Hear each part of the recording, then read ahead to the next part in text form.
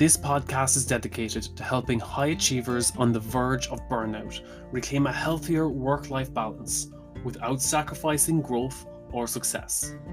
Welcome to episode 30 of Give Yourself Some Leeway, with me, your host, Eugene Lee. There comes a point in our life, especially in the workplace, where most of us can be overcome by imposter syndrome.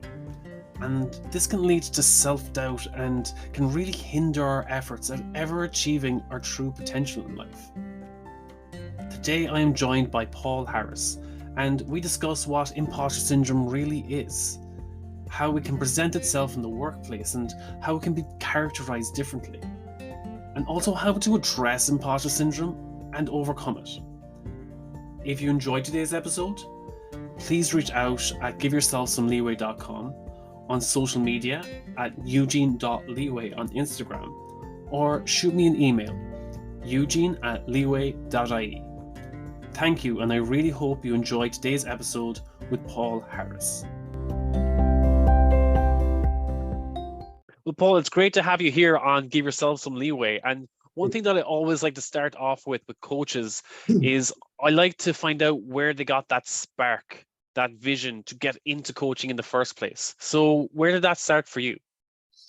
Okay, so it came from I was working or have worked for, I had a 30-year career in Formula One motor racing, and as the companies sort of try to drag themselves into the modern world, my company in particular then started a mentoring program for the university graduates and for the new starters, because people came into the company with a job to do, but what they didn't realize was there were, 1,500 other roles within the company.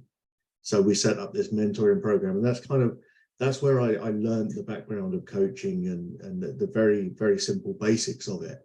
And obviously the more I did and the results I got from it, helping people be empowered to move and find new jobs, or to leave the company altogether and start their own companies and things like that. I suddenly thought, this is a pretty cool thing to be doing. I enjoy doing this, and I found out I was pretty good at it as well. So the natural progression when I was given redundancy a few years, 3 years back now, was right. Well, I've got these qualifications that the company has very kindly given me. Obviously I made sure that any training I did was transferable at the time. So I had this portfolio of stuff that I could walk away with, and it's like one or two events stuck in my mind of people that I'd helped, made me realize that this is what I want to do. I at one time I realized I was a compulsive helper.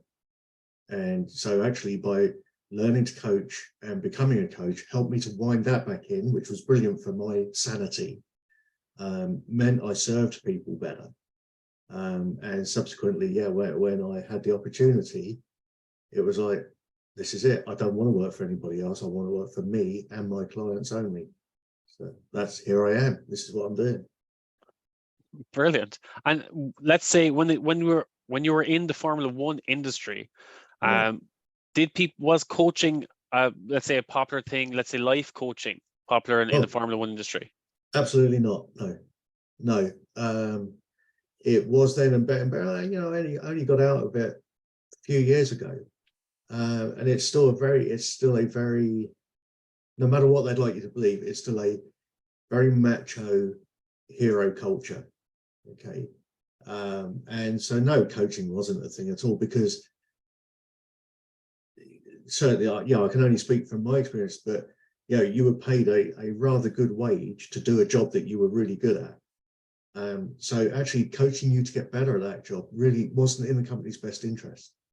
Okay, it was only when things started changing, when I don't know, there was people would come to a company and say, what's in it for me, rather than, oh, bright lights, I want to do this, and when people were starting to become more informed, the company, and to be fair, when the company started realizing that maybe they had to like look after people's mental health and things like that, that they started to put it into place.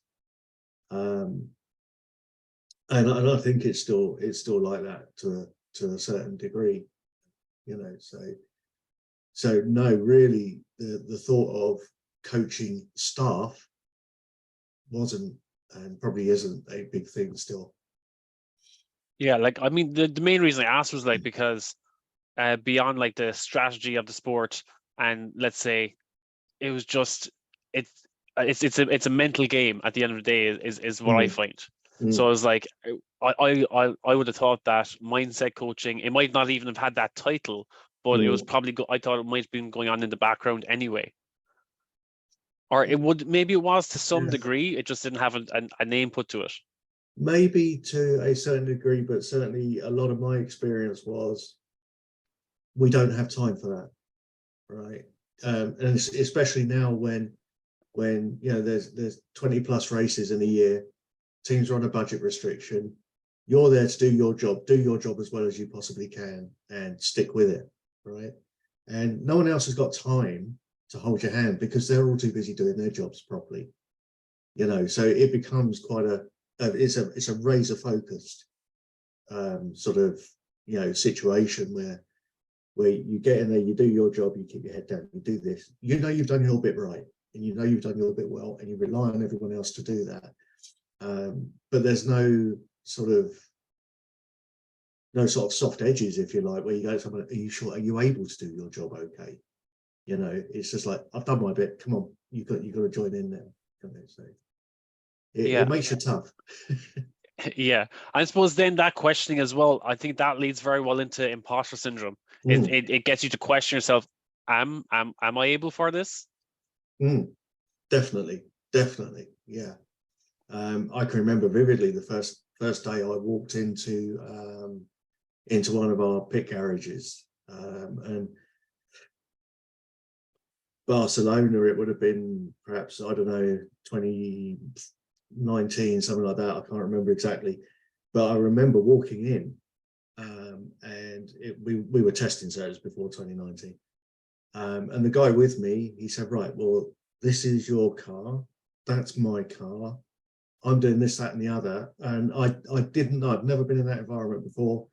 And I was expected to know how to speak to all the mechanics on the car. I was expected to know how to analyze the data on the car. I was expected to know when things were going to happen. At that point, I think I was far more rabbit in headlights than imposter syndrome, right? Because I walked in there thinking, I know what I am doing, I know my job, but I don't know what the rest of this is at all, you know, at all. I didn't even know, Eugene, I didn't even know what time we would stop for lunch. You know, it was like that. It was like, I don't know what happens once the circuit opens at 9 o'clock. Then what? No idea. You know, and so in that regard, there was no time for imposter syndrome. It was just like, you're in it now, get on with it.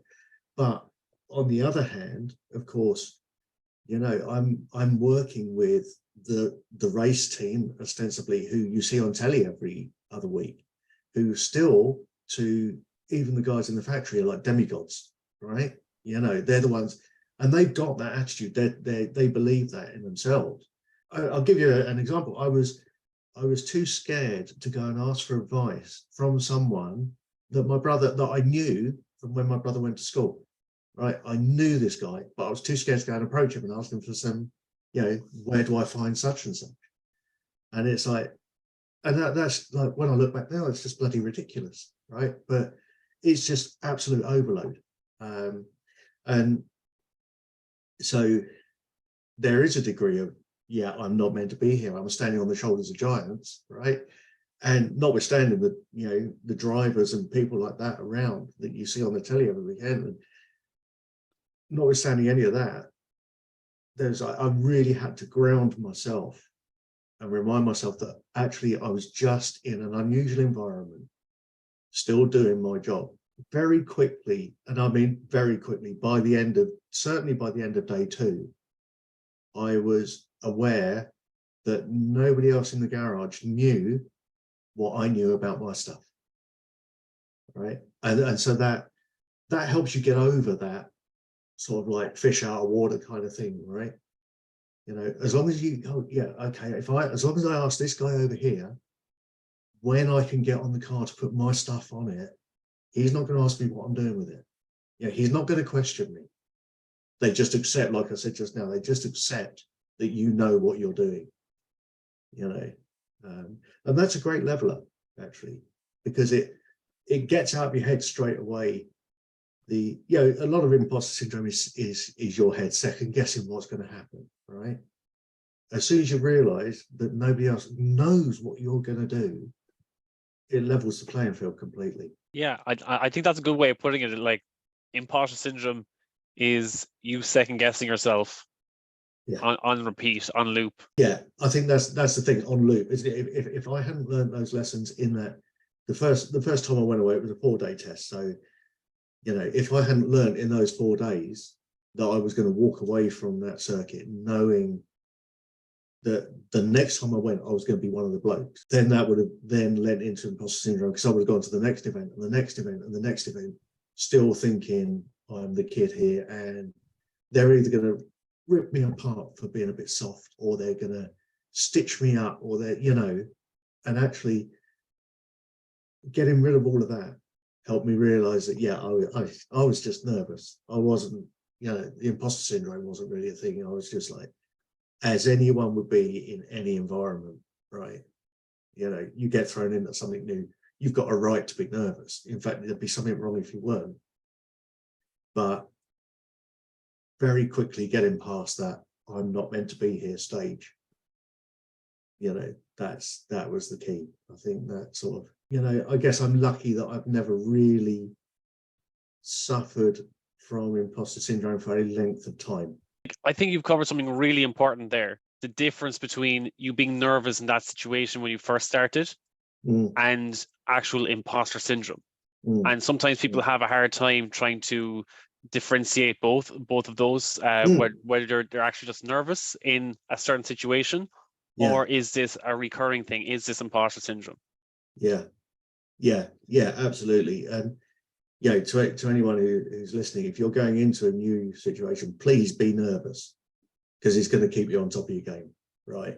You know, if you went in nonchalant and like, you know, Jack the lad, I didn't care, you know, you're actually not going to do so well. You know, you need those nerves. But in terms of, you know, imposter syndrome gets bandied around as a label a lot, and rightly or wrongly, I think that there's a need for some people to have to be able to explain with a common vernacular how they feel. Okay, and so and I can remember this. I was chatting to a guy not that long ago, last year, and he'd self-published a book, and he was going on a tour to promote this book, and he was coming to a town near me. So I said, "Oh, I'll come along." And he said, "Oh, yeah, it'd be nice to have someone there, like a familiar face. Yeah, we'll have a drink beforehand." Like, I get terrible imposter syndrome before I go on. And I said, "Really? You get terrible imposter?" Yeah. Oh. I said, "Well, tell me what that feels like." And he said, "Well, I stand in the wings and I just like, I look out and there's maybe, when we're not talking about big venue, 200 people." He said, 200 people there. And I feel that, you know, I feel that I just so nervous. I said, "But so you don't get imposter syndrome, okay? You're not standing there thinking, I am not worthy of being here or anything like that. What you are is nervous, right? And you're nervous because you want to give your audience good value for money, okay? And this guy, as it happens, he's on TV a fair bit. So his audience has come because they've seen who he is. They already know him, right? So, and he's not turning up as it. And I said to him, "You're not turning up as anyone else. You're turning up as who you are. And that's who these people have paid to come and see, right? And these people," and I pointed out to him, "these people deserve to come and pay to see you talk." Right? And I could see him something, "Oh, I've never really thought about that." But it's just nerves, right? They can't hear what you're going to say. They don't know what you're going to say. They can't hear what you're thinking, rather, not hear what you're going to say. They can't hear what you're thinking. So they don't know what you're planning on saying next. so you can't say the wrong thing. And yeah, they've paid because they want to pay to come and see you. So actually, you've got an audience of 200 people all on your side from day one, from the moment you walk out. And he's like, oh yeah. Oh, I feel much better about that. Right? That's not imposter syndrome, but that was the label he'd given it. You know, and that's a dangerous game to do that. You know, I believe that imposter syndrome is a behavior. It's a behavior, a characteristic almost of the way people behave. It's not nervousness. What is it? It's an emotion maybe, or something like that. Imposter syndrome, you can see repetitive behavior traits from people, right? Because yeah, a syndrome, right? It is a thing. It's a real issue rather than just nerve. When it comes to imposter syndrome in the workplace, are there, let's say, common characteristics that you might see in people that, you know, to identify imposter syndrome, whether you're experiencing it yourself or you might see it in your colleagues? Yes, I believe so. It's been identified that there are sort of like various traits, if you like. But bearing in mind, these aren't exclusive to people only who have imposter syndrome, right? They could just be the way some people behave. But things like you'll have the person who's the expert on the subject matter expert, okay, knows everything about everything and won't be challenged, okay. And there are some people who've got brains the size of planets, right? And they genuinely are experts and they genuinely can't be, but there are people who you know aren't that smart, but behave as if they are because they're hiding behind it. And this is what people do with imposter syndrome. They put a smoke screen up, right? So you got the expert, the person who can't be challenged, who will always have a comeback, a reason, an explanation for why something is like something is. Or you've got the perfectionist, okay? And the perfectionist is great because what they're doing is they're using delaying tactics for finishing a job, okay? They will over plan. They'll spend 95% of their project time planning, and then the rest of the other 5% not achieving anything. Okay, they'll always push the deadlines. They'll always be late on something because it's just not quite right yet. And actually, what that is, that's a fear of letting something go, because in their heads they're telling themselves, "I am not worthy of putting my name behind this, whatever it is." Or a little bit like the perfectionist is like the superhero, if you like, right? I've got this, stand back, this is mine, and doesn't let anyone have a look in, okay? They're the person who can be a little bit condescending, maybe. You stand aside, small person, I've got this one, and you know these people, right? We've seen them as a combination everywhere you go. And again, the superhero just cannot accept that they need anyone else to help them. And the same with a trait like the soloist, if you like. They're another one. I'm going to do all this. I'm not even going to tell you what I'm doing. I'm just going to do it all. I'm going to keep it all to myself, and I'm not going to share my notes with anyone. I'm not going to share this. I'm not going to share that, because all they've got is this. And all these people, what they're doing is they're smokescreening through a fear of being found out. Right? They don't believe that they're the subject matter expert in the room. And the last one, the natural genius, right? Again, a little bit like the expert. He, she, them, they are just the person who knows everything about everything, okay? Or if they don't know, they'll damn well go and find out. And they don't want, you're not going to tell them. They'll go and find out in their own way how they need to find stuff out. And it's all about hiding behind this cloak, just putting the shield up. I should imagine most people who are listening or watching this will at some point have sat in a room with people with one or more of those character traits. And if you think back to that time when you were there, what were these people really doing? They were just isolating themselves, right? And by isolating yourself, you're beyond question. you're beyond attack, because you've put this barrier up that you've told everybody else in the room, I don't need you. So you've become aloof. Okay. So you, in your head, you've elevated your status above the people in the room. And to the people in the room, they say, I'm not even gonna ask them, you know, because of their attitude. I'm not even going to offer them help or anything like that. So no one ever gets to show this person up, which is this person, you know, the imposter syndrome sufferers' biggest fear is being shown up. So they built this thing, this big wall about themselves, so no one can talk to them, and there's no risk of that. I think it also helps if you're experiencing imposter syndrome yourself to be able to identify with these character traits. Oh, totally. Sometimes it does help to go down that rabbit hole and look at these different character traits and be like, which one am I? And I'm sure there's like a list of questions where you can like figure out which character trait are you. And even by identifying it, as you said, you know, people wrongly using the word imposter syndrome and using that to shape their identity and be like, oh, I just experienced imposter syndrome, and being taken up the wrong way.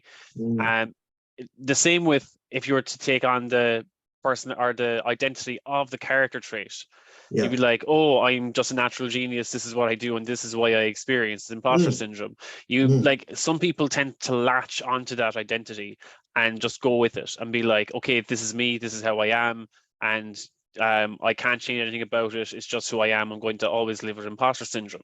Whereas for their own sake and for their own health, they're better off identifying it, seeing it as like a diagnosis. If you go to the doctor and you don't feel well, or you know there's something wrong with you, and the doctor says, oh, it's because you have chickenpox, you're not going to be like, great, I have chickenpox, this is going to be like my identity the rest of life, I'm just Mr. or Mrs. Chickenpox, and that's my identity for the rest of my life. You're going to be like, okay, no, this is something that I just have to deal with, and let's say take medication or something, and rest and recovery, and I won't have chickenpox in the next couple of weeks, and I don't have to worry about it. Hopefully I won't have to worry about it again.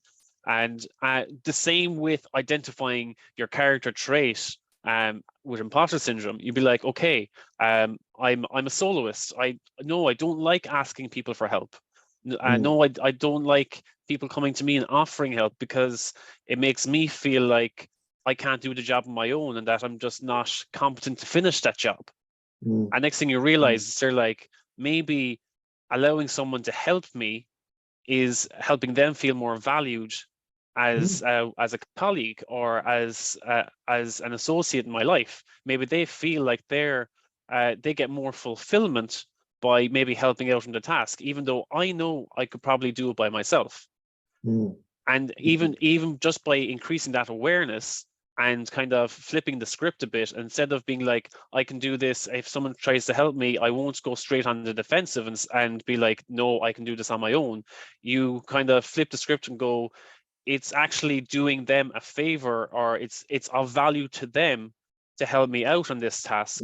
And if they offer to help on this task, maybe I can teach them how I do the task to my full potential, and help train them. And it's about flipping the script to get out of that imposter syndrome cycle and use it to your benefit. And maybe, let's say, by identifying that character trait, you can overcome your imposter syndrome as a result. But again, it's about people trying to get people into that mindset, that it's not about finding your character trait and using that as your identity going forward in life. It's about finding where you stand now and how you can improve from there. It's interesting. I was thinking, like, when you said like the chickenpox analogy, the great thing with chickenpox or a broken leg or an illness, you go to your doctor, right? You can see that, right? It's anybody can see when you've got a physical noticeable illness, right? I've got chicken. How do you know you got chickens? I'm covered in spots, right? How do you know you got imposter syndrome?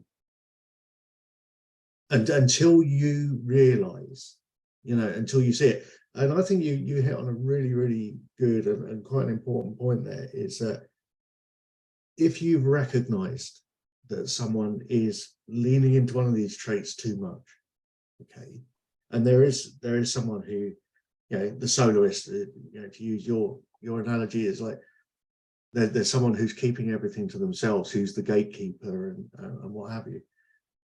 Everybody loves to be asked to help.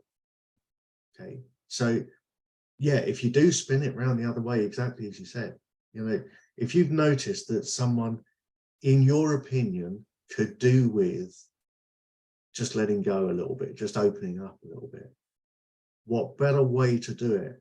Well, how better to empower someone than to elevate their status, right? But not how they've just done it themselves, but you actually give them that elevated status. And you say, buddy, you know what you're talking about. I could really use your help here. And yet they will come and they will help.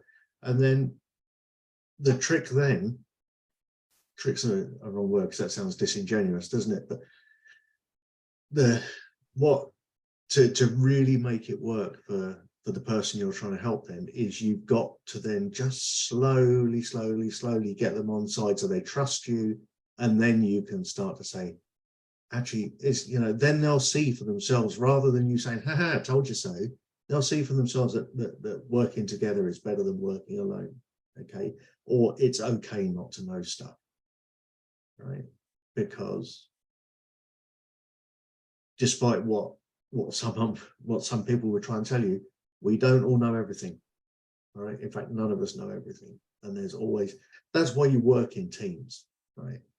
That's why when I said earlier about, going to the garage and at the end of day 2 or whatever, I was considered to be the subject matter expert. That's why I was there, right? I wasn't there because they had a spare seat on the bus, and to actually to be able to allow people who have put this wall up to realize that they can work with other people, or they can offload onto other people without fear of ridicule, I think is, it's a little bit of a balance that you have to do, because it's people who get their heads in this bucket, if you like, it's difficult for them to get it out. Yeah.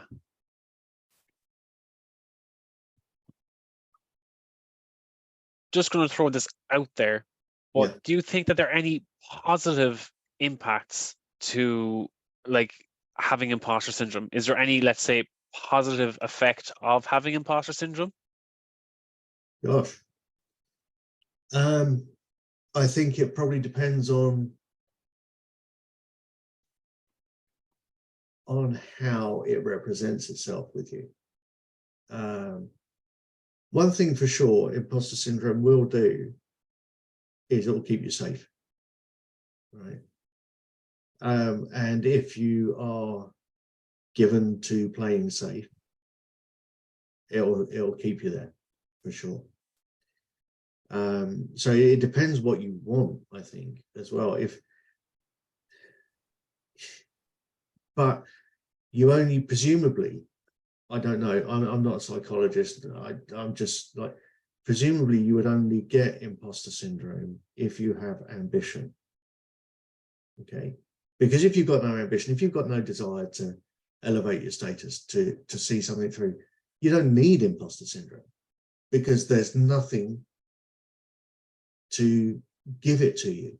Okay, there's no reason for you to feel less than anybody else. So I think, can it be a good thing? I think, yeah, for sure. It'll, like I say, it'll keep you safe. It'll also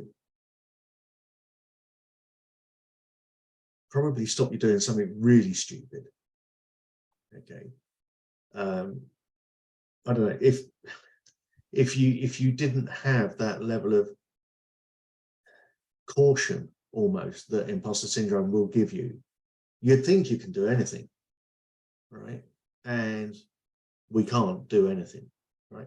Otherwise, we'd all be queuing up to tightrope across Niagara Falls, right? Because we all think we could do it. Okay, so you need a level of caution to keep you safe. And sometimes maybe it will give you that second chance to think about something, just to take a deep breath and say, and just to reevaluate, is this really what I want to do? You know, I think that could possibly be an upside to it. But whether that would just come as a byproduct anyway, you know, if you don't tackle it, if you have imposter syndrome, you don't tackle it, what's going to happen? You're not going to do anything, right? Because you will never complete that task. You'll never ask for help. Yeah, I think that was kind of similar to my angle, is that when it comes to imposter syndrome, it's kind of a common trait to people who are high achievers or creatives. Let's say if you're in music or art, if you're a perfectionist, that's where imposter syndrome comes in, where you feel like, I'm not good enough. This project isn't good enough. I'm not qualified to pursue this goal, pursue this career, to give advice on this topic, give advice on this subject, to mentor someone. Or to coach someone. It's where all these self-doubts come into play. And it's like, if people were always overconfident and they went head first into everything, yes, it can be to their detriment. They sometimes, failure is the best way to learn. But sometimes, yes, you are taking that risk. Some people might jump head first into something without planning or anything, and next thing they either put themselves in danger, they might put others in danger, and they might hurt other people, let's say relationships with other people as a result too, because the imposter syndrome, in a way, it does make you take a step back and reevaluate, which is a positive effect of imposter syndrome, as far as I can see. That, just from my perspective, that if I was to look back at any time that I felt imposter syndrome, even when I first started the podcast, sometimes when I was doing episodes, I take a step back and be like, am I qualified to talk about this? And if imposter syndrome didn't set in, I probably would have waffled for hours, talking complete and utter waffle, and be like, okay, this isn't going to help anyone at the end of the day. But I was going to be like, I recorded an hour, I'm going to throw it out there and see what happens. Whereas when I had the imposter syndrome, and I was like, that self-doubt set in, I was like, I'm not qualified to talk about this subject. It made me take a step back and go, right, I'm going to spend 2 or 3 days researching this topic until I feel confident to talk about it, and then structure an episode until I feel confident that this is something that I might want to hear. And then I'd record it and publish it, and then I was more confident in it. And as a result, because of that imposter syndrome and self-doubt kind of holding me back, being like, I'm not qualified to do this, but at the same time, me reevaluating and saying, how would I feel qualified to do this? It produced a much higher quality episode, or at least a project that I was more proud of at the end of the day. So I think, in a way, it is helpful to have imposter syndrome to some degree. I think for me, for a long time, it was, you're not qualified to do this. You don't have any certification to do podcasting or anything. I was like, is there certification to do podcasting? I don't know, but I don't have it, so I wouldn't know. And it was literally that thought and that over analysis the whole time going through my head. And next thing, it was just when I took the leap forward and just said, like, just do it, see how it goes, see if you like it, and if you don't like it, look, reevaluate and improve next time. And it was again, finding out where my let's say, what was the underlying emotion of that imposter syndrome, and addressing that. So in me going off on a tangent again, but it's to just bring it to a fine point, is that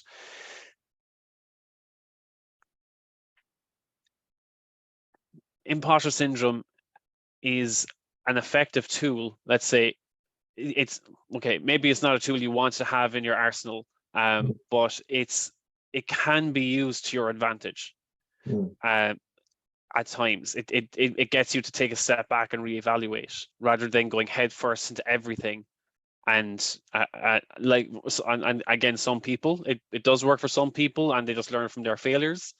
But I think when it comes to high achievers and creatives, they feel like they don't want to waste their time the first time. They might put a lot of effort and sacrifice into something, and they don't want to feel like that it was a complete failure that they can't come back from. And sometimes they actually appreciate taking that time to plan and reevaluate and then perform. So yeah, in a nutshell, I think having a little bit of imposter syndrome in the back of your mind that makes you take a step back and reevaluate for a second, but don't let it overwhelm you and stop you from taking action. Yes. I think that's where the fine line is. Yeah, that's certainly when it stops you doing something is when you lose, without doubt. Interesting that I think you gave two scenarios there. One which I would almost question, was it imposter syndrome? Was when you were saying, if you've been wanting to talk around a subject and then thought, I'm not qualified to talk around this subject. Is that imposter syndrome, or is that you realizing that you don't have enough information to talk around it knowledgeably? Right? Whereas when you when you thought about setting the podcast up, I'm not qualified to do a podcast. Says who? Right? You've got an opinion, you're qualified. You've got a camera, you've got a microphone, you're qualified. Yeah.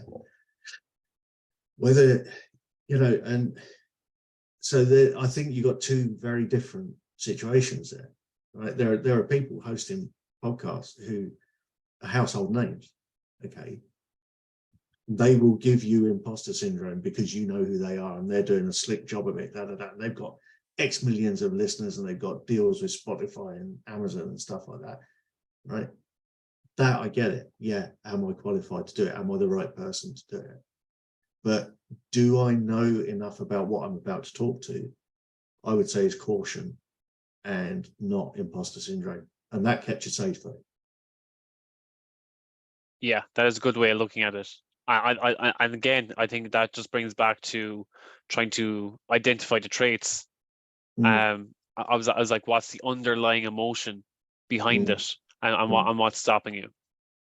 So yeah, to be that is a good point. Maybe it was just my caution holding me back. I'm being like, here, Eugene, hold back a second. Don't follow through on this just yet. That is an interesting point.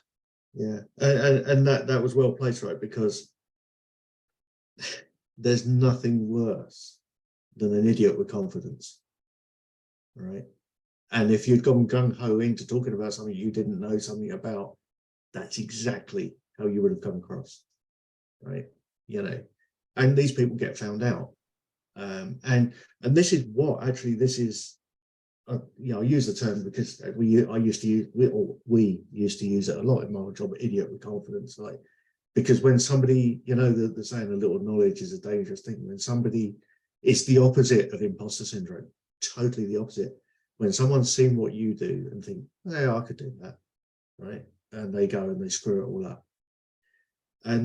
But they're the people who are perhaps the biggest threat to people with imposter syndrome, and they are the ones who would probably, in a situation, if you've got real imposter syndrome and you're sitting next to someone, an idiot with confidence, right? They are your absolute nemesis, because they're not even going to notice that you've got imposter syndrome, or they'll think they can add value to what you're saying, right? So if you imagine yourself in a room with a guy with an imposter syndrome on the left-hand side and an idiot with confidence on your right-hand side, man, you've got a job to do to keep the two of them like a level balance. So again, imposter syndrome will keep you safe from these people, right? Because you can just shut them down. You will just shut them down. You'll turn away from them. But in the long run, whether it helps, I don't know. Yeah, as soon as you said that, I was there like, I've been in so many situations where, let's say, where I feel that I'm not qualified to talk about this topic. But next thing, some idiot starts speaking up and starts spewing out random. I was like, oh my God. I was like, I know for a fact that's not true, but they speak with such conviction that everyone believes them. And next thing, I'm just like, and then you try to call them out. I was like, I know that's not true, but I don't feel qualified to talk about this topic to correct you because I'm not sure if my facts are true or if they're validated. So I'd hold back and be like, okay, I'm not going to speak up because I can't validate what I want to say. But they can speak with complete conviction about simply what they believe, or sometimes they don't even believe it. They just like they let their mouth do the talking and they don't even think about what they say. Yeah. And that I think that's very dangerous. And I suppose that's coming from me, where I'll always like to have some reference or backup to what I say, whereas some people just like to speak their mind freely. Yeah, and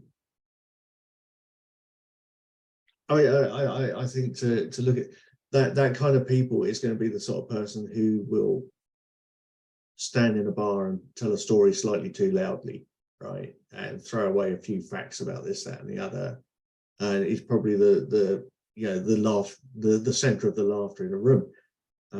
And you as a cautious person, you wouldn't be doing that because, like you say, you don't want to be found out as the idiot after the event, right? Okay, so and I've seen this happen. I've seen people give talks and use quotes during motivational talks that when I've gone home and checked them out are utter rubbish. Okay, and you sort of think then, oh, I've got no comeback. Right?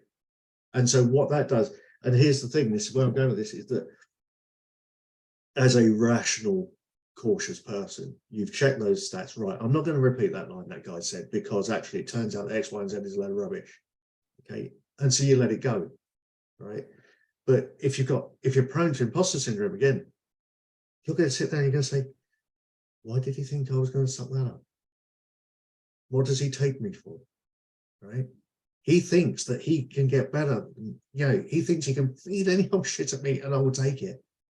And so your internal monologue starts straight away, right? And it starts with, he knew more that, even though deep down in your brain that he's an absolute idiot, right? Your imposter syndrome is saying, he is more popular than me. He knows more than I did. Yeah. He can engage an audience better than I can. Okay. And it just starts this churn. Okay. The person who, I'm sure, I'd like to think anyway, you being human, that there will have been times when you've walked away from a situation, you've gone, I can't believe I said that out loud. Right. You replay a thing, you think, oh, and the fact is probably whoever you said it to couldn't even remember you said something and it didn't matter. But because you question it, okay, because you've got that logic. Now the idiot with confidence wouldn't question that it said something stupid, right? The guy with imposter syndrome would question it silently and constantly, okay, until it became them. And there's your danger. And you were saying, about how do you recognize it and things like that. Ask yourself, if you ask yourself, if you know that you've been in a situation like that you've compromised yourself, just ask yourself why. Okay, I've got this thing. I don't know. It was learned from when I was working in a quality environment. We would, a simple tool. You'll get to the root of the problem if you ask why 5 times. Okay, do it the same with yourself. If you think, oh my God, I said something stupid, right? Why did you say something stupid? Well, I was excited. Why were you excited? Well, I got carried away by these people. Why did you get carried away? And eventually you'll come right down to the base level of, it was regrettable, it's done, it doesn't matter. Okay, if you ask someone with imposter syndrome, why did you behave like that? Why did you behave like a superhero? Why did you burn yourself out when someone else could have helped you?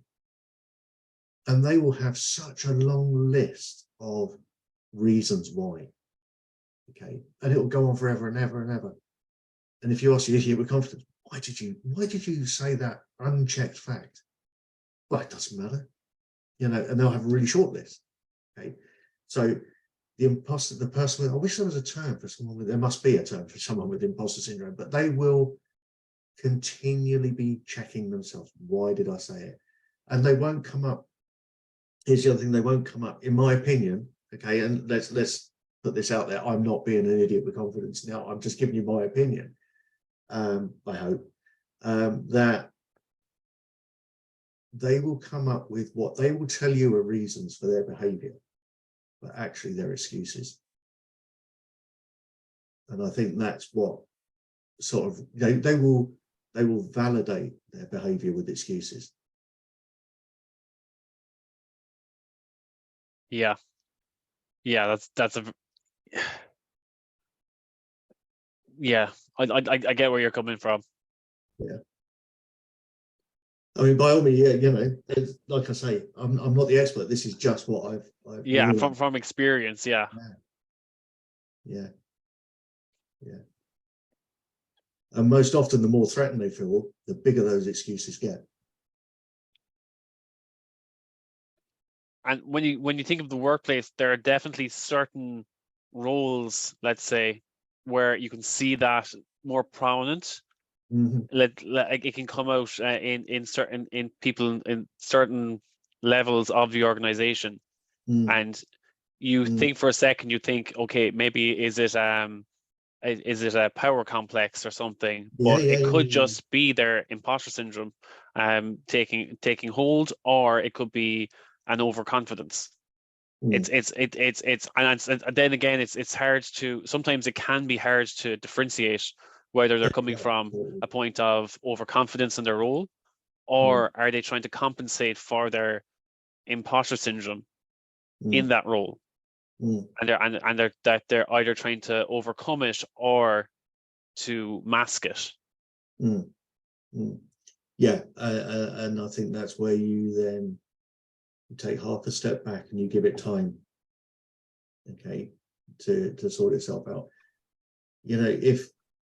If you've ever been unfortunate enough to have been promoted into a position that you weren't ready for, you'll know exactly how that feels, right? You'll know that, oh my God, I've now got this responsibility, or I've got to do this task. So you come back with a little bit of bullishness, and you see new young managers maybe ordering people about, have a complete personality change from how they were, because something in them is telling them this is how they have to not be questioned about what they're doing, and I've seen some brilliant people promoted above, maybe twice above their abilities, and it's the wrong way to reward someone for doing something right, because actually what you do is you set this trail of destruction off in them, that they either recognize quickly, someone goes up to them and says, can you help me, and they work together and it comes out, or they just don't stay in that role for long. And exactly on that point there, it's many times people get the promotion and they might go up a level or two, but they're put in that role and it's like, oh, you were great as, let's say, a junior manager, we're going to move you up senior or above.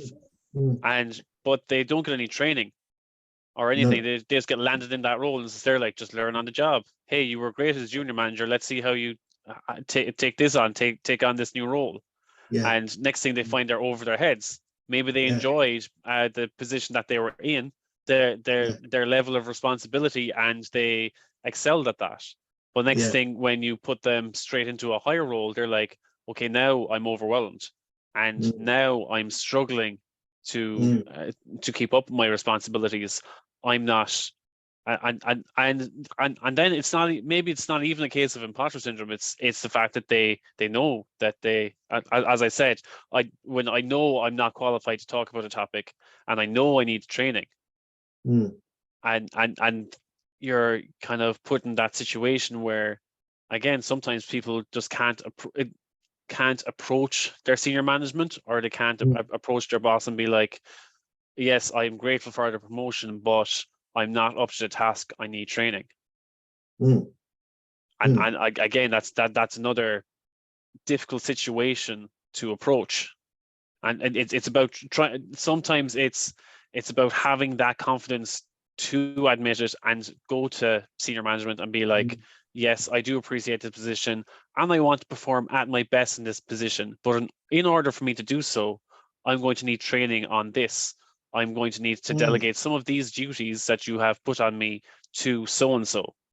And if you want me to take on this extra responsibility, I'm going to need to dedicate the next 6 months on training to make sure that I can do it to a certain standard. And it's about having those conversations rather than, let's say, trying to do it all yourself, getting overwhelmed and not achieving those results. Sometimes it is all about having that difficult conversation that some people just, they feel they don't want the hassle of having the difficult conversation because they feel like they could be jeopardizing their new role or new promotion. But I again, this is my opinion, but like if someone was to promote me into a higher role, then they must have a belief that I'm capable of that role to some extent. Yeah.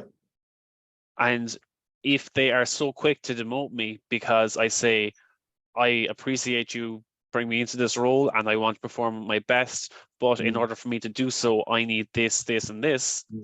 And they say, oh, you're causing too much hassle. I thought you'd pick it up quicker. I'm going to demote you again. That seems like a lot more hassle, and you're demoralizing that person back to the junior role. And is there like, are they going to perform to the same standard now that you've demoted them? Not.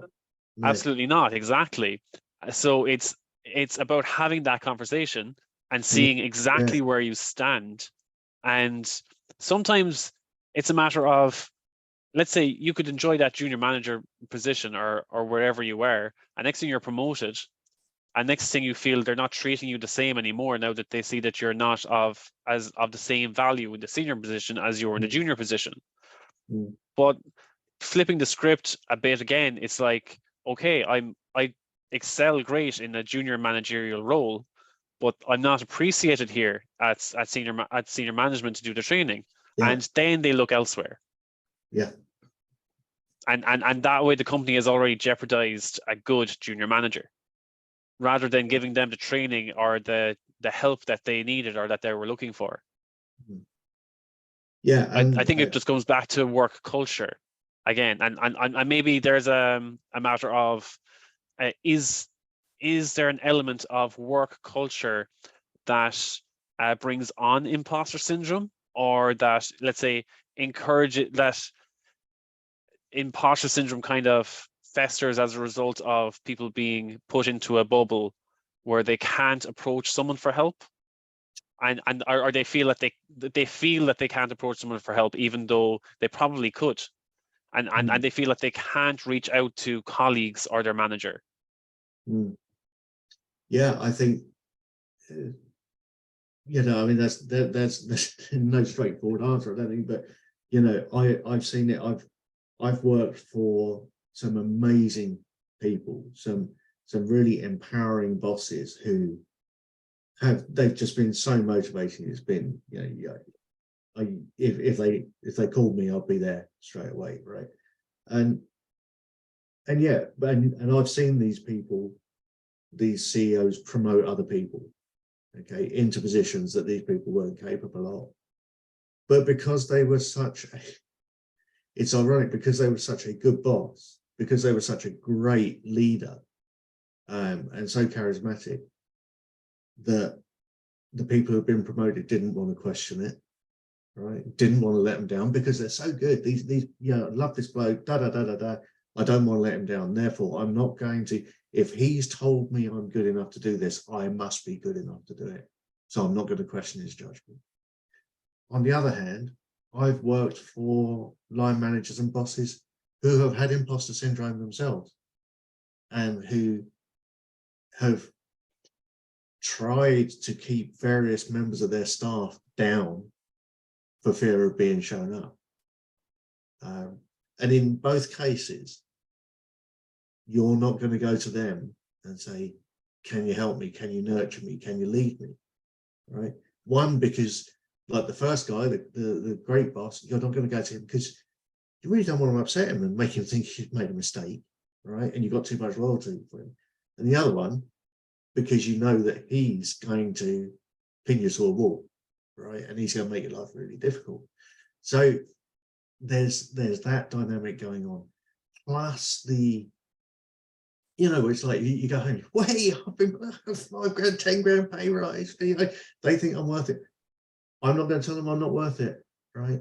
And so you start leaning into it. And so it's almost like, say, everybody has to take a breath and say, how do we make this work properly?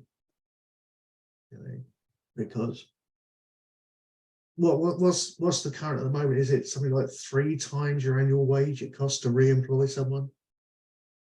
Like yeah, by the end of the day, by the time you go through trainings and recruitment and everything. Yeah.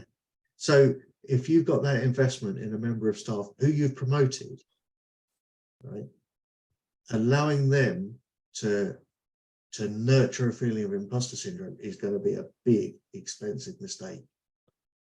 Not to mention the knowledge they're walking away with, or you've just destroyed them for. So I think that from a company culture point of view, yeah, if you're going to have this thing of we're going to reward with promotion, for goodness sake, put the package around it that will properly help you get the best from your investment. Let's take it away from the personal thing now, right? A business is all about money. Okay, if you're investing, I don't know, let's say arbitrarily, let's say you're investing £50,000 a year in someone, and it's going to cost you £150,000 to replace them. It's got to be worth a few grand, making sure that they're going to be okay. That's what companies need to sort of lean into a lot more. Yeah, I think that ties in very well with my next question, and that was around like, how does a company create that workplace culture to be more supportive of people when they do experience that imposter syndrome? I think we've already covered some of that already. Is about, I think the company has to come to that realization as well, that it's going to cost them more if their staff are feeling imposter syndrome, or if they feel incompetent in any way. It's a massive step forward for someone to come to their management and say, I don't feel up to the task, I need help with this. Yeah. And that's coming from a perspective of where they care about their job, they care about the project that they're working on, and they care about that, seeing that project to completion. And they're approaching the manager to ask either for more time, for help from maybe another member of staff, or they're coming to the manager and saying, like, maybe I need more training, or maybe I need more maybe external validation from maybe benchmarking with another company, or let's say getting training, or maybe getting testing from an external company to come in, or let's say out of house testing. And they're coming from a perspective of they want to help bring this project to completion, whereas a manager sometimes takes they kind of see one side of the story, and they just kind of blindside them and be like, okay, you're not good enough to finish this project, forget about it. You're not good enough for this project, I'll just give it to someone else. Whereas that person could have brought that project to 100% completion, and they were probably 50 to 60% of the way there. Whereas now you're starting back at 0, and again, that's expensive. Or less than 0. Yeah. Less than 0, exactly. Again, it's people looking at it at face value and being like, okay, if you're not good enough to complete the project, you're not worth it, or you're not worth the completing the project, rather than being like, how can I help this person go the last 40%, or how can I? It's like looking at the return of investment. And I think sometimes when it comes to training and kind of nurturing the talent within the company. They don't look at the return of investment that comes from training their staff and their workforce. They kind of look, I'm paying you a set wage per month, or this is your salary, and you either perform the task or you leave. Yeah. And they look at it at face value with that, rather than seeing this person has been working for the company for 20, 25 years. And yes, they went to college maybe 30 years ago, and now they might feel that they're outdated. We've brought in these new computer systems. They feel a bit outdated. Maybe they need a course on how to work with these computers. Yeah. And just by giving them a course, it might take them 6 weeks, it might take them 6 months. And next thing they realize, oh, instead of me hiring new staff, bringing in a new team of 10 people and train them up in how this company has been working for the past 20, 30 years, I just have to give someone a 6-month course and they're excelling. Yeah. Totally. It's about how do you shift how do you shift a workplace's culture to see that perspective? How can you implement that culture? I know it has to come from the top down. And it's about to a degree, I would say it can be driven from the bottom up. It doesn't have to, let's say, come from, it can be hard. Well, from the bottom up, when it comes to training and stuff, it depends. It all depends on. Of course, yeah. If you're talking about getting them to spend their money, it's got to come from the top down for sure. Yeah. Yes. Let's say the shift in perspective can, let's say, come from, let's say, employees might speak to their line manager and bring it up, but it has to come from the top down to change the workplace culture. It's hard. You can't bring it from the bottom up. Some people might speak up. Again, my opinion is that some people might speak up, and from the top down, they'll see them as loud people. And that wouldn't change the culture. Whereas if it comes from the top down and let's say they're more transparent and they bring the vision to the company, that's what inspires the workforce. Yeah, I think there's also a danger that actually it's got to be collaborative, and there's a danger that not everyone will buy into it. Okay, I know this from experience that when we set the mentoring thing up, not everyone buys into it. Some people just think of it as a bit namby-pamby. What's all this hand-holding malarkey about, right? That's fine. But if you've got a relationship with your manager, which hopefully most people should have or could nurture, unless the wheels have come right off, in which case you might as well not be there. Okay. If you've got a halfway decent relationship with your manager, and if let's say one of your employees came to you and said, look, Eugene, I like the way you work. I see that the way you work is the way I would like to work. Would you mentor me? Are you going to say no? Okay. Likewise, if you promote someone and you say to that person, look, here's a job. I know it's what you've not done. It's not what you've done before.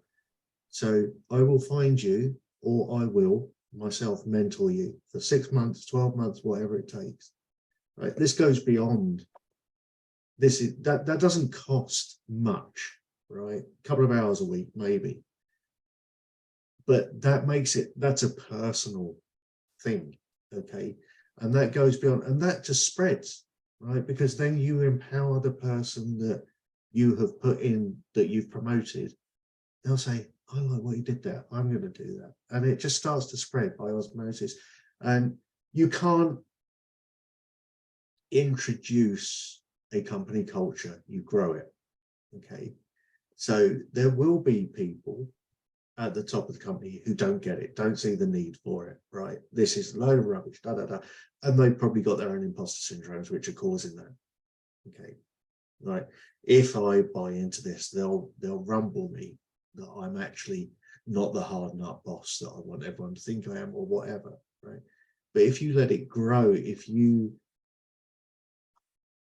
again, it is just like, you know, when you see the guy in the meeting room that you've been in who is quite clearly struggling, you just take it offline a little bit and you say, you know, how can let's start a conversation about how you can show me how to do this, or how we can work together, and what have you. It grows. It's a way of behavior rather than a rule that the company runs by, right?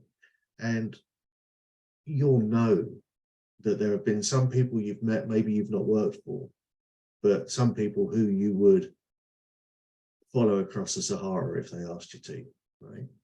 They're the sort of people that are going to get the best out of you, right? And the other people who, you know, you wouldn't lend them a fiver for lunch if they came without their wallet, right? Okay, they're not the people who are going to grow the company culture. They're not the people who are going to help you grow as a person. Okay, and these you just kind of find the right people. And I know I've gone off track there a little bit from the imposter syndrome thing, but there's a reason behind it. It's because these people who nurture don't have imposter syndrome. They're not hiding behind anything because they're confident enough. Okay, so yeah, if you do see yourself as this person with imposter syndrome, this person shouting the odds in a meeting room or shunning any help, and you'll soon know, you will know deep down inside, if you question yourself, why did I behave like that? You'll know really whether you're happy doing it or not. And let's face it, inside everyone with imposter syndrome is probably, they're quite unhappy. Sorry, I felt I preached a little bit there. Yeah, I suppose, yeah. I think when it comes down to it at the end of the day, I think it has to come from the vision. The company's vision is basically where the culture grows. Yeah. And that has to come from the top down, because if there's any disconnect from the top down, that's where let's say toxicity kind of festers. I like if the message comes from the top down and let's say there's a change of management and they don't see eye to eye with the original vision of the company, and people then want to, let's say, approach and be open about challenges, and new management is like, not hearing any of it, get your work done. It takes a long time to grow a healthy work culture. Oh yeah. And you can destroy that almost overnight then by if you have a change of management that disconnects from that company culture. It's almost like it's trying to have the difficulty of growing a positive company culture. But again, I think that's what it's harder, let's say, especially in larger companies, because there's so many facets and so many branches. It's we're getting into very, very difficult territory here, going way off from imposter syndrome. So let's try and get back to imposter syndrome. Like, what would be your key takeaways to someone, whether they're feeling imposter syndrome, or maybe they're witnessing someone else who they may feel have imposter syndrome, or how do they approach overcoming their imposter syndrome? Again, you don't have to answer those. It's not a lightning round. You don't have to answer those questions, but what would be your key takeaways when it comes to imposter syndrome? I think that a lot of it comes down to, this is personal experience, I guess. When you're deep in it, you can't see it. Okay, when you're in the maze, you can't find your way out. But at some point, there will be a moment, right? And maybe the light will just flicker on now and again, or whatever. Or you'll just know, I don't like myself right now. Okay, we get these feelings, I don't like myself. And trying to challenge that is obviously really difficult, because let's face it, if you've got imposter syndrome, you're not going to say to someone, I don't like who I am at the moment, right? You just carry on being a bit of an arse. Okay, now we've spoken around the 5 character traits, if you like. If anyone watching or listening to this has recognized that, oh yeah, I'm doing that, just ask yourself why you're doing it. Okay, just take a few minutes to ask yourself why you're doing it, and chew it over for a little while and see if, can you help yourself doing it? Maybe it's just something you're doing and it's like a knee-jerk reaction. From the other side, from the person who, if you see someone who appears to be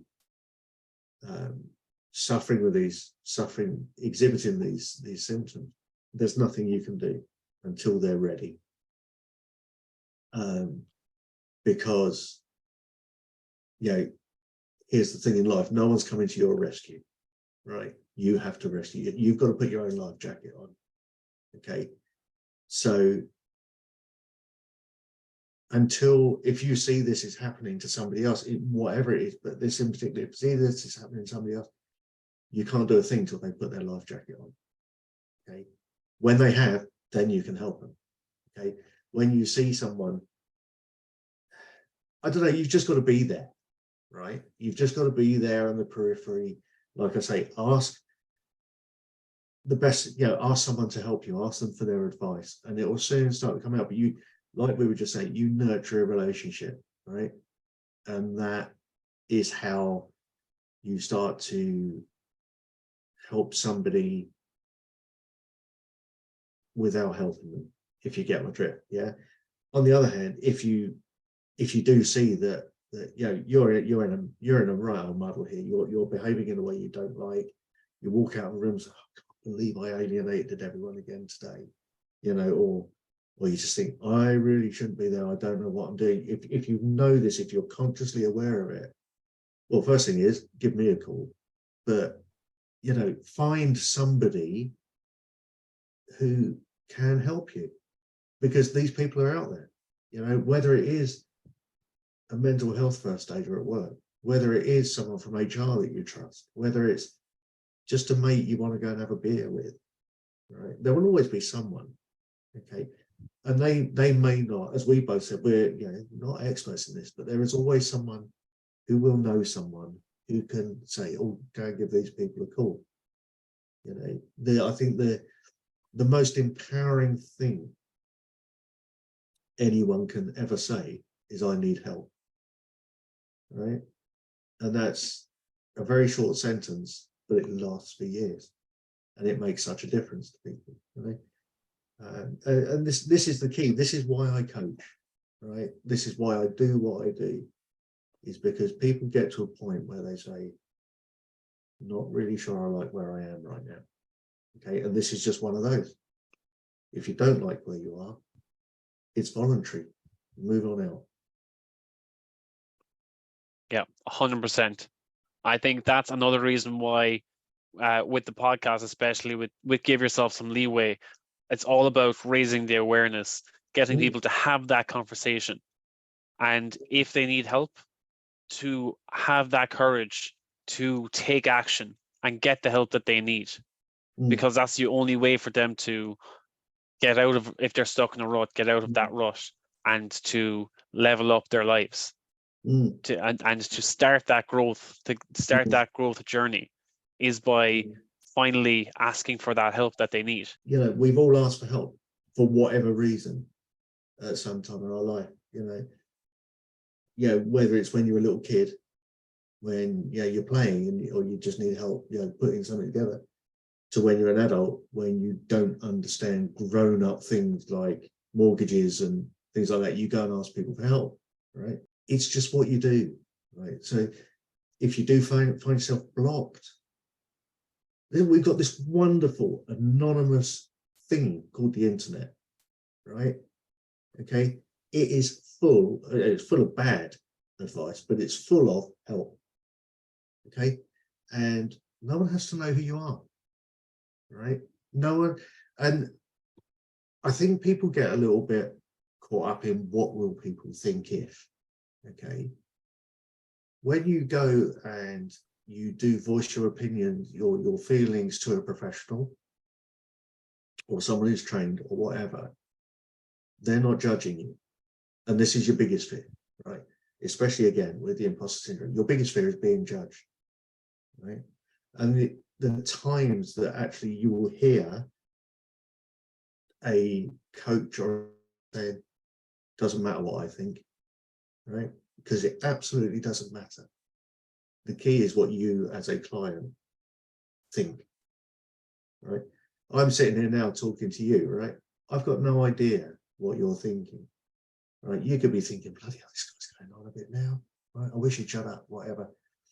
But that doesn't matter, right? It doesn't matter to me because I can't hear your thoughts.